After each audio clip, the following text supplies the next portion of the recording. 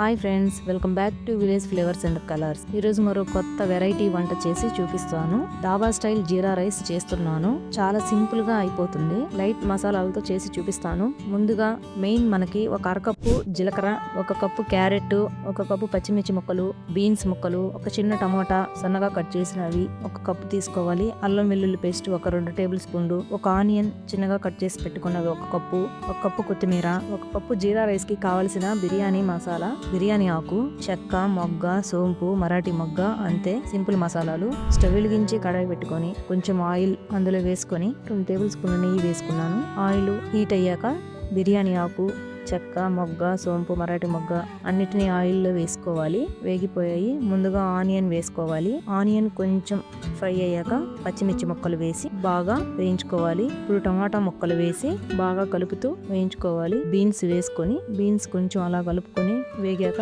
తర్వాత క్యారెట్ ని వేసుకోవాలి. క్యారెట్ ముక్కలు కొంచెం మెత్తబడేలాగా వేయించుకొని బాగా వేగిపోయాయి. ఇప్పుడు మెయిన్ ఇంగ్రీడియంట్ జీలకర్ర కూడా వేసి బాగా వేయించుకోవాలి. జీలకర్ర వేగాక అల్లం వెల్లుల్లి పేస్ట్ వేసి బాగా ఫ్రై చేసుకోవాలి. ఇప్పుడు సరిపడా సాల్ట్ వేసుకొని కలుపుకోవాలి. ఏ గ్లాస్ తో బియ్యం తీసుకుంటామో అదే గ్లాస్ తో వాటర్ ని పోసుకోవాలి. నేను 2 గ్లాసులు బియ్యం తీసుకున్నాను. బియ్యం మాత్రం నార్మల్ వేనండి, ఇంట్లో ఉండేవే, సన్నగా ఉంటాయి బియ్యం. నేను అవి తీసుకున్నాను. ఇవి కూడా మసరు బియ్యం లాగే ఉంటాయి, బాగుంటాయి.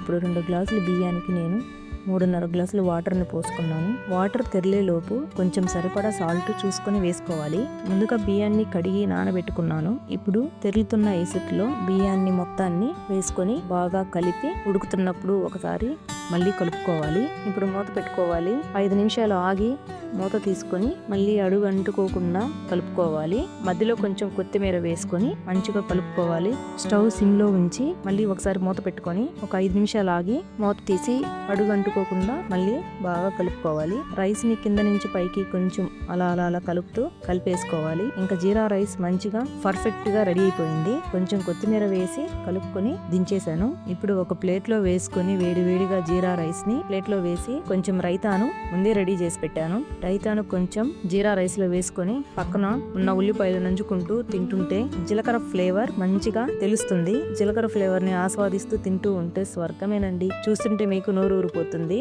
అయితే ఇంకెందుకు ఆలస్యం, మీరు ట్రై చేయండి. ఎలా ఉందో కామెంట్ చేయండి. ఛానల్ ని ఫ్రెండ్స్ అండ్ ఫ్యామిలీస్ కి షేర్ చేయండి. సబ్స్క్రైబ్ చేసుకోమని చెప్పండి. బాయ్, మరి ఉంటానండి.